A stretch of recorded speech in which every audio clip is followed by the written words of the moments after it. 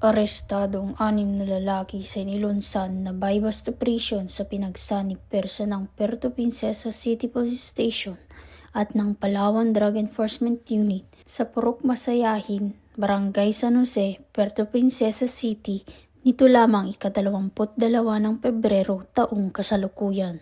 Kinilalang mga sospek na sina alias Tol, 44 na taong gulang, alias Darius, 44 na taong gulang, alias Bonifacio, 42 taong gulang, alias Melchor, 39 na taong gulang, alias Chester, 41 taong gulang, alias Joel, 44 na taong gulang, mga high-value individual at parehas residente ng nasabing lugar. Isinagawang pag-aresto matapos makabili ng isang pakete ng hinihinalaang shabu mula sa isang sospek ang operatiba nagpanggap na pusher buyer gamit ang 1,000 pesos na marked money.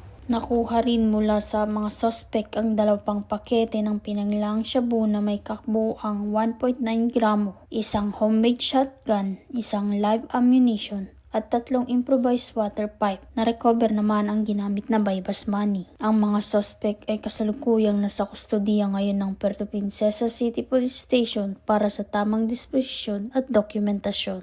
Mula dito sa Calapan City, Oriental, Mindoro, ako ang iyong PNN correspondent, Patrolwoman Ferlyn Joy Cawile, alagad ng batas, taga-taguyod ng Balitang Pulis.